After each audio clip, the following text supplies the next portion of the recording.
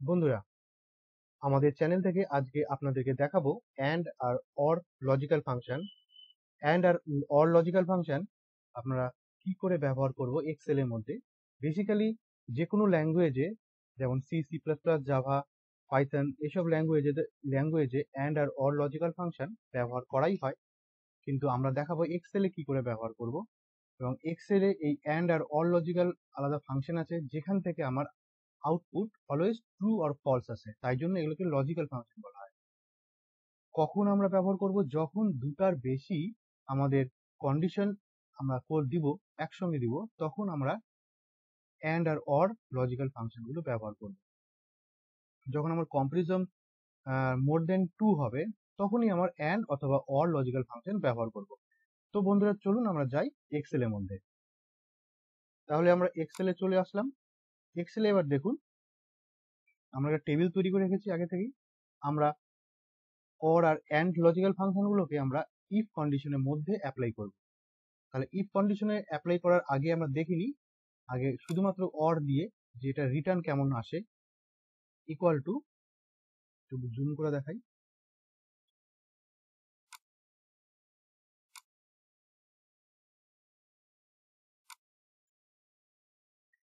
Equal to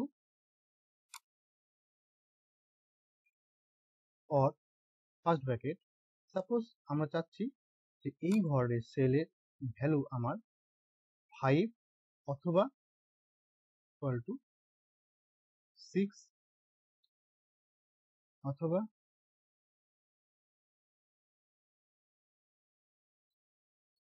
C5 equal to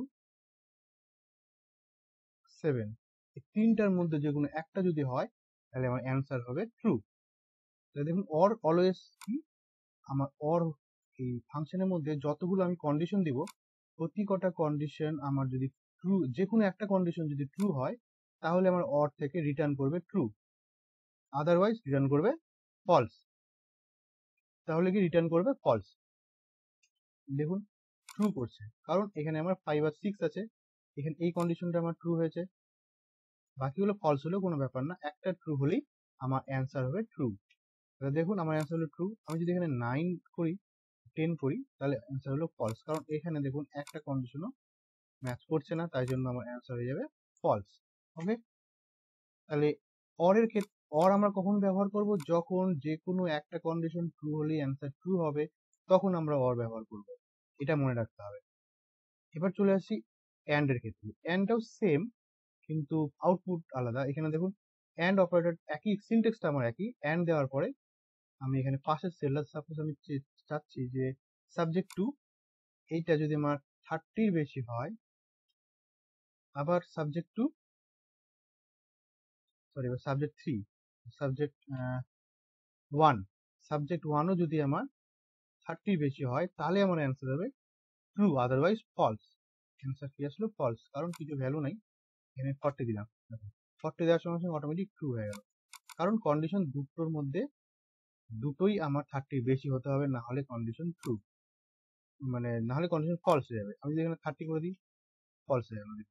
তার মানে দুটো কন্ডিশন আমাকে ম্যাচ করতে হবে, দুটো যদি ট্রু হয় তাহলেই আমার ট্রু, আদারওয়াইজ ফলস। এখানে কিন্তু আমি অনেকগুলো কন্ডিশন অ্যাপ্লাই করতে পারি, আমি দুটো দিয়ে আপনাদেরকে দেখিয়েছি, আমরা এক্ষেত্রে অনেকগুলো কন্ডিশন অ্যাপ্লাই করতে পারি। ওকে, তাহলে আউটপুট কিন্তু এখান থেকে ট্রু আর ফলস আসবে। এবার এই জিনিসটাই আমি যখন করব ইফ ফাংশনের মধ্যে, তখন কেমন ভাবে করবো দেখুন। তার জন্য আমি একটা টেবিল তৈরি করেছি। দেখুন, টেবিলটার মধ্যে কি আছে? Class student, sub admission fees. আচ্ছা, অ্যাডমিশন ফিস। এবার আমার এখানে যে আমার কন্ডিশনটা আছে, যে কন্ডিশনটা কি আছে, যে এখানে আমার 5 থেকে 8 পর্যন্ত সমস্ত স্টুডেন্টদের ফিস হবে আমার কত টাকা? ফিস হবে আমার 4000 টাকা। 9 থেকে 10 হবে 6000 টাকা, 11-12 হবে 10,000 টাকা। এই কন্ডিশনটা আমি অ্যাপ্লাই করবো। তার মানে আমি যখনই ভ্যালুগুলো দিব, এখানে ক্লাস দিব, তখনই অটোমেটিক আমার অ্যাডমিশন ফি চলে আসবে। তাহলে চলে যাই, ইকুয়াল টু ইফ। দেখুন, ইফ দেওয়ার পরই আমি এখানে কি অ্যাপ্লাই করব, এই জায়গাটা আমাকে যদি মনে রাখতে হবে, আমি কোথায় অর করবো আর কোথায় অ্যান্ড করবো। তাহলে এখানে কি বলছে, যে কোনো এইগুলোর মধ্যে যে কোনো একটা যদি ম্যাচ করে, তাহলেই হবে আমি 4000 টাকা। তাহলে এক্ষেত্রে আমার আমার কি হবে, এখানে অর ফার্স্ট ব্র্যাকেট কোন সেলটার উপর চেক করব? এই সেলটাকে চেক করব। এই সেলটা মানে আমার ক্লাসের সেল, ক্লাস যদি আমার কি আছে 5 যদি হয়, কমা 5 6 7 8, তার মানে আমার চারটা কন্ডিশন হবে। C3 ইকুয়াল টু যদি আমার 6 হয়, কমা তারপরের সেলটা আবার দিই C3, সেম সেলই যখন আমি এবার করব 7, কমা C3 আবার আমি করব 8 হয়েছে। তাহলে আমার চারটা কন্ডিশন হলো কি কি? C3 5, নাহলে 6, নাহলে 7, নাহলে 8। এই চারটা কন্ডিশনের মধ্যে যে কোনো একটা যদি ট্রু হয় তাহলে আমার হবে 4000 টাকা। ওকে, কমা তারপরে পরেরটা চলে আসে। এবার পরেরটা if equal to first bracket or দেওয়ার পরে সেম আবার ফার্স্ট ব্র্যাকেট দেওয়ার পরে আমি এখানে কি আছে 11 9 আর 10, তাহলে এখানে তাহলে ওই সেলটাই এই সেলটাই যখন ইকুয়াল টু আমার হবে 9, ওকে, কমা এই সেলটাই ইকুয়াল টু আমার হবে 10। দুটো কন্ডিশন যদি আমার যে কোনো একটা ম্যাচ করে তাহলে আমার হয়ে যাবে 6000 টাকা কন্ডিশন অনুসারে, কমা তারপর আবার চেক করছি ইফ ফার্স্ট ব্র্যাকেট এই সেলটাই যদি এবার আমার 11 আবার এই সেলটাই ফার্স্ট ব্র্যাকেট আমার হয়ে যাবে 12, কমা তাহলে আমার হবে 10,000 টাকা। 10,000 টাকা 1 2 হলো না, তিনটা কন্ডিশন হবে, তিনটা কন্ডিশন, তিনটা ব্র্যাকেট ক্লোজ করতে হবে। না, এখানে একটা প্রবলেম যেটা হয়েছে মানে অর দিইনি, দেখুন অরটা মিস হয়ে গেছে, অর দিয়ে দিতে হবে কারণ কন্ডিশন গুলো তো অরের মধ্যেই থাকবে। এই যে অরটা দিয়ে দিলাম, কমপ্লিট হয়ে গেল। এবার আশা করি ঠিক হবে। হ্যাঁ, ঠিক হয়েছে। দেখুন আরেকবার দেখে নিন, অর ফাংশন ইউজ করলাম, অরের মধ্যে উইদিন ফার্স্ট ব্র্যাকেটের মধ্যে আমি যে কটা কন্ডিশন দিব এই কন্ডিশন এটা কি করলাম, C3 কে আমি 5 এর সঙ্গে তুলনা করলাম, 6 7 8 এই চারটার মধ্যে যে কোনো একটা যদি এখানে এই জায়গাটা আসে তাহলে ওর ভ্যালু চলে আসবে 4000 টাকা। যদি এটা না হয় তারপরে চেক করবে যে 11 9 আর 10 এই ভ্যালুটা যদি 9 আর 10 এর যে কোনো একটা কন্ডিশন ট্রু হয় তাহলে হয়ে যাবে 6000 টাকা। এই ঘরটা যদি আমার 11 12 হয় তাহলে হয়ে যাবে 10,000 টাকা। তাহলে অ্যান্সার কি আছে? 12 আছে যেহেতু অটোমেটিক 10,000 টাকা হয়ে গেছে। টেনে দিই,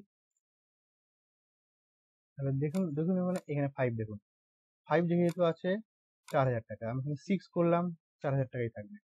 আচ্ছা এখানে আমি না 10 করলাম 6000 টাকা হয়ে গেল। আমি এখানে 12 করলাম 11 করলাম আর 10,000 টাকা গেল। আমি এখানে 5 করলাম 4000 টাকা গেল, একবার করলাম আর প্রবলেম নেই, হয়ে গেল অর। অরটা এইভাবে অ্যাপ্লাই করা যায়। এইবার চলে আসি পরেরটাতে। পরেরটা কি আছে? রিমার্কসটা আমি কি করে করব?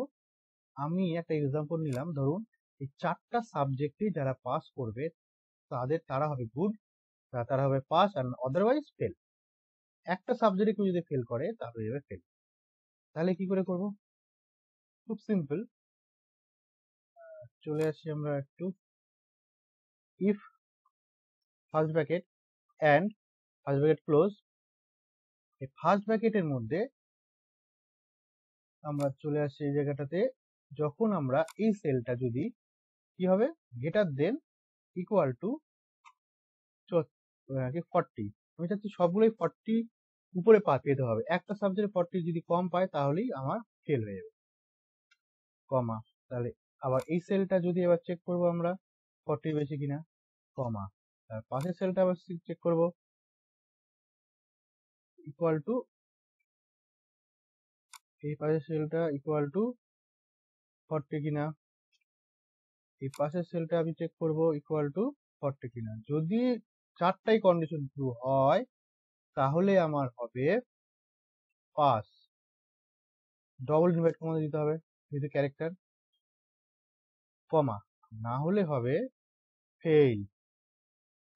ওকে, দেখুন খুব ইজি। এন্ড যখন দিচ্ছি তখন আমাকে দেখতে হবে এই চারটা কন্ডিশনই ট্রু কি না। এই চারটা কন্ডিশন যদি ট্রু হয়, মানে চারটার মধ্যে চারটাই যদি 440-এর বেশি হয়, তাহলেই আমার অ্যান্সার আসবে পাস, আদারওয়াইজ অ্যান্সার আসবে ফেল। এটা হচ্ছে অ্যান্ড লজিক্যাল ফাংশনের নিয়ম। আবার কি প্রবলেম হলো এখানে? ঠিক আছে, তাহলে হয়ে গেল। এখানে কোনো ভ্যালু দেওয়া নেই, তারপর দিয়ে দিচ্ছি আমি, দেখে নিন। আচ্ছা, এখানে দেখুন, এখানে 45 করলাম, তবুও ফেল, কারণ একটা সাবজেক্ট আমার 10, একটা সাবজেক্ট কিন্তু আমার 40-এর কম আছে। এখানে আমি যদি করে দিই 45 টু, পাস হয়ে গেল। দেখুন এই জায়গাটা দেখুন আরেকবার, যে কোনো একটা সাবজেক্ট, এটা আমি করে দিলাম, দেখুন ফেল হয়ে গেল। আচ্ছা, আমি যতই আমি নাম্বার দিই হবে না, একটা সাবজেক্ট যদি আমার কম হয়ে গেল তাহলে আর হবে না। এটাই হচ্ছে অ্যান্ড অপারেটরের কাজ, মানে সরি, অ্যান্ড লজিক্যাল ফাংশনের কাজ। একটা ভ্যালু যদি আমার এখান থেকে ফলস হয়ে গেল, চারটা কন্ডিশন কিন্তু দেওয়া আছে, চারটা কন্ডিশনের মধ্যে একটা কন্ডিশন যদি আমার ফলস হয়ে গেল, তাহলে কিন্তু আমার টোটাল আউটপুটটাই হবে ফলস। ফলস মানে এই পার্টটা। ইফে তো আপনারা জানেন, এর আগের দিন করিয়েছিলাম, তার আগের ফাংশনও একটা করিয়েছিলাম ইফের, আর ইফের টেবিল করিয়েছিলাম, আপনারা ভালো করেই জানেন যে দুটো হয়, একটা পাস একটা ফেল, মানে ট্রু একটা ফলস। তাহলে এক্ষেত্রে যদি আমার একটা যদি আমার এখানে ফলস হয়ে গেল কন্ডিশন, তাহলেই আমার ফলস হয়ে যাবে, ফলস হয়ে যাবে। আদারওয়াইজ চারটায় যদি কন্ডিশন ট্রু হয়, তাহলে আমার ট্রু হয়ে যাবে। এটাই হচ্ছে অ্যান্ড এর ফাংশন। ওকে, তাহলে বন্ধুরা এই পর্যন্ত থাকলো আজকে অ্যান্ড আর অর লজিক্যাল ফাংশন আমরা ইফ কন্ডিশনের মধ্যে কিভাবে ব্যবহার করব।